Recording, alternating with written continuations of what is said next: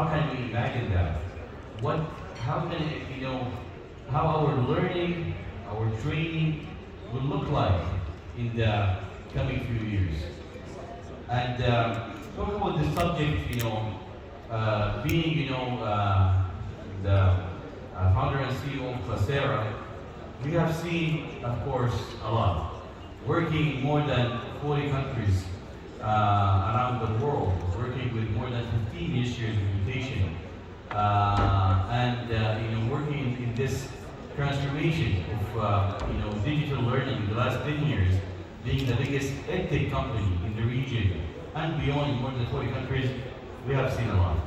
So let me share with you in these few moments what we have seen in the past and how we imagine the future. How this going to be, how we think it's going to be completely different. I can't forget, when we started, the project in Coursera, it was back in the US, then, in Silicon Valley, then wanted to focus in emerging market. That was our dream. How can we disrupt education in emerging market, since we have done great success in the US. And I remember the struggle, the change management. When we talk about the decision makers in Ministry of Education around the region, with the private schools, with the training sector, when we started the training sector, there was a big resistance to change. I mean, why? How technology can change education and learning? We should do it the old way, and we should not change anything. Because if you think about it, education is done the same way the last 100 and plus years. You go to the school, you see a teacher writing on the board, and that's pretty much how it is for the last plus 100 years. But we wanted since then, 10 years ago, to see a difference in that. And we introduced, and worked with many of those ministries and many of those private education, introducing, AI education before, this big, rise in AI that we see nowadays. We start, to get, to the gamification side, and, we saw amazing, amazing results. And I'm talking now, we're not even the future yet, we're talking the past. And we saw how the engagement metric of students, further education, went more than 9x compared, which is like 900%, compared to where they were before using this technology. If technology was mixed in the right way, using gamification and using, personalized learning in AI, we could get amazing results. But this big, resistance that we used to go and waste most of our time convincing decision makers that this is important, and the reaction we used to get is, okay, this is a luxury. So that's what we got from most people, that this is a luxury, not a necessity in education. And you always thought that this is completely different. This is, something that can change the future.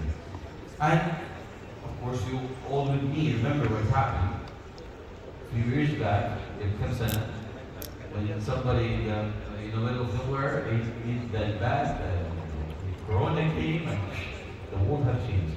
And we have witnessed here in the region, the biggest EdTech company in the region, how many countries stopped education altogether in few days.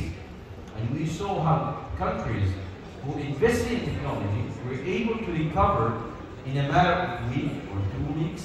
And some countries that were halted and they didn't do anything for 6 months, and some of them for a year. So we have worked with many countries, and one of the examples we worked with, of course, here on the government of Saudi, Mr. Saudi. We're part of the digital transformation with Saudi, with the Project Future Gate, and they were able to move the needle right away and start right away. So we witnessed how technology can make a difference even in crisis time. The best thing that came out of Corona, we think, that it changed the mindset. That, remember what they just said, people think about it as it is a luxury, it has to have. I always put it into this is a necessity. And we think now it is more of a necessity compared to the past. Now, let's talk a little bit about the future. That's where what we were talking about in this presentation. The future we think that will be completely different. First of all, you're talking to a very different generation. To begin with, the new generation we're talking with right now is, is completely different even in their social life. If you ask anyone, most of the people in this hall, how many friends you had when you were in elementary school or in school in general, you would say, okay, well, I have 10, 20, friends. Now with the terminology that this young generation use, they say, oh, well, I have 300 Facebook, 200 in Twitter, I have or X now, I have that many in that platform. So their life is different. Their language, even what they define as friend, is different. And this is just one way to put it. And then their games are all technology related. And more importantly, we are witnessing that in the last, especially in the last 2 years, the age of AI in a way that will really change everything we interact with. Now, education is not about getting more information. As you can see, you can ask the AI anything, it will give you the detailed answer to you. So now, the role of technology is more important than ever. As a student, I'm not just going to the school to get new information, because in the mind of this kid, I guess you might have grandsons or sons talking to you. Well, where do I go to school to get information? I can ask, ChatGPT can give me in 1 minute. It's the same question that we used to ask our generation when we said, why I need, to memorize, the multiplication. But then you start to then have these kind of questions, which is true questions.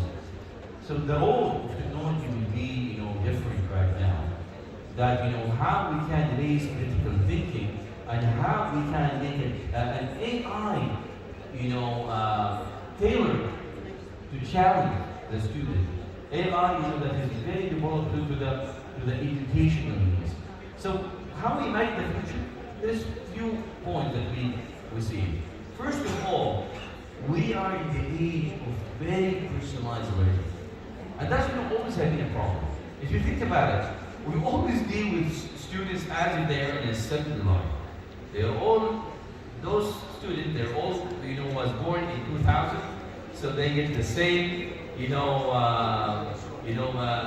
thing, they get the same, نفس الطبعة, نفس الدفع, like everything would be the same because they were born the same year. And we all know that being born the same year doesn't mean they are, have the same learning ways or the same learning capabilities, and the teacher, of course, on the other side, doesn't have the capacity to go in a class, even if it's 20, even 15, and will tailor an education and learning journey, personalized to every single one. That would be the role of a real technology that can, see the interaction with the students and the learner. And the same goes when it comes to training for the adults.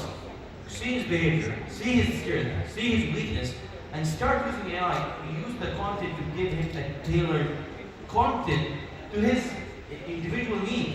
It will go and train him and retrain him until he gets polished in these areas where he is, weak compared to others, and wherever he's strong, the AI will, try to see that and try to challenge him and raise the bar, make it even stronger, make his better part stronger. And that's why more investment in AI, like what we're doing, Coursera, making the data more relevant and using some of course, data that is, governed, that is certified, and that's what, they're going to get the responsibility of many government officials into how they can control, because of course AI is how you train it.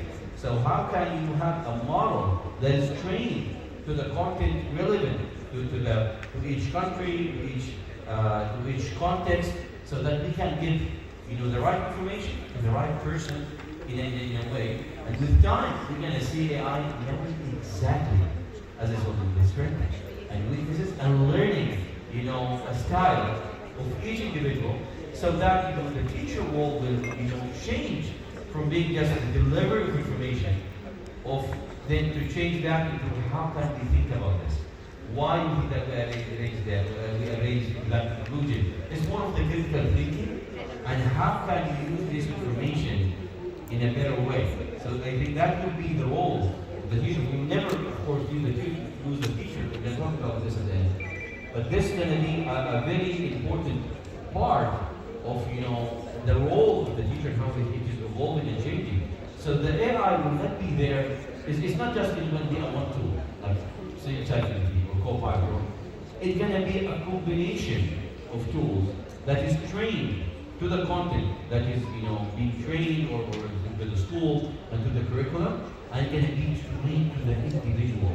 And then the teacher would, at that time, and the ministry at that time, would be able to use that, this data in a way to how we can bridge the gap of those, learners in a much better way.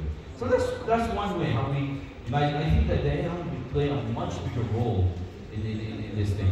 Of course, talking about this, we also think about the second part to how we imagine the future of smart learning. We see, from what we see, being around the world, from Silicon Valley to all these emerging countries, we see the future of immersive learning as something, a very essential part of the future of learning in the actually not the long term, maybe actually in the medium term. So we all have seen these goggles and have seen these things from Apple, from Facebook, from this, from that, and we see them now mostly for gaming and for entertainment stuff. But we are very positive, and we're seeing the trends now. We're seeing many companies started working on this, where the journey of the learning, part of the journey, part of the lesson. We imagine that every lesson, part of it going to be an immersive, experience that the student and the learner have to interact with even before he comes to the classroom. He can relive that battle, or he can relive that geography, and come and again talk about it. So again, we're coming again where the role of the classroom or the training class will be discussing what you have experienced. And of course you have it in an individualized way, so even the experience that will be tailored to that person will be different from Adam, will be different from Omar. Everyone will have his own way and in an immersive way when he can imagine these experiments and live in it. And that's the kind of future we're gonna imagine together. Also, one of the great things that we're gonna see is the rise of gamification. So of course everything you see around us is linked to how you incentivize the learning. And the individual, whether that's banks, whether we're talking about grocery, you end up having some sort of gamification. We think the society at large, and that's what we have seen, kind of be involved into how we gamify the process of learning.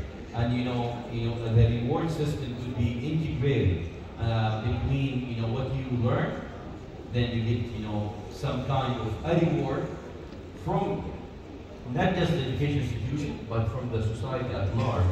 So we think, with the rise of technology, there are going to be integrated systems where you can see more gamification that can, give a lot more incentive to the learner. And we're going to see that in a very, I guess, unique way. Of course, with the rise of all of that, we expect to see, more inclusion, more equality between different parts of society. Because we think that the learning will be a lifelong journey, because you're going to be just in time. We imagine that every learner who's going to have his access to his learning journey, not just in the school. He's going to go beyond the school, not just to your work. Always remind you where is your strength, what is your weakness, and with the use of technology, you can try to bridge that gap. Because as you know, learning is a lifelong journey. And it never stops there. And the numbers shows that in a big way. The size of the e-learning industry today is $300 billion. And the way we see it in the next 10 years, the prediction models show that gonna increase and exceed the 1.5 and maybe getting close to $2 trillion. So the investment that is going in the e-learning industry is showing that there is an acceleration of those, technologies that's going to change, the way how we educate, the learners, how we learn, whether as young in the school or as adults in the work of lifelong learning. And we have to be ready for that journey. Again, government officials, again, going back to the question of the example of the Corona time. So the governments that are going to be adapting these technologies, gonna be the one who's gonna be winning. The one who's gonna say, we're gonna fight AI. We're gonna fight, some of these immersive technologies. No, we're gonna do it the old way. That's when you're gonna see the gap between maybe some countries to who really adapt first some of these latest technology so that we can get a better learning output. It's not about fighting these technologies. It's about always having embrace it in a way. And people sometimes ask us in class there, because we've been engaged in this, AI modeling and working with teachers, and we see the result of that. Is the teacher going to go away? Does that mean the teacher going to go away? هل هيختفي المعلم مع وجود الاي والجهاز هناك؟ The answer, we always say, of course not. It can change his role. And we love to take the example that we see in the industry. Let's take the calculator as an example, the one I just said. Oh, with the calculator, or Excel for that matter, you don't need accountants anymore. If you think about it back in the days, why I need an accountant? Excel can do all the numbers, no mistake, not a single mistake. Why I need an accountant to do the calculation? Guess what? With the rise of those excellent technologies, now there is even we are using more accounting, but for more sophisticated work, we're using the accountant to give me a lot more deeper financial analysis, unit economics, in a way that was only available to the big corporations. Now even small companies can use unit economics, prediction models, and how we use accounting in a good way to help the firm, the better way to do this technology. Same goes with the AI. So what we're going to see is more teacher capable to tailor the individual need of all of those learners. And they're going to be a more facilitator. We can change the role of a data delivery into a facilitator and raising the bar of critical thinking. How can we use that? And we should not, of course, fight on these new technologies, because going to the workforce, who's going to excel in the workforce, are not who memorize more information. Is who can use these latest technology in a better way. Those are going to be the winner in the workforce.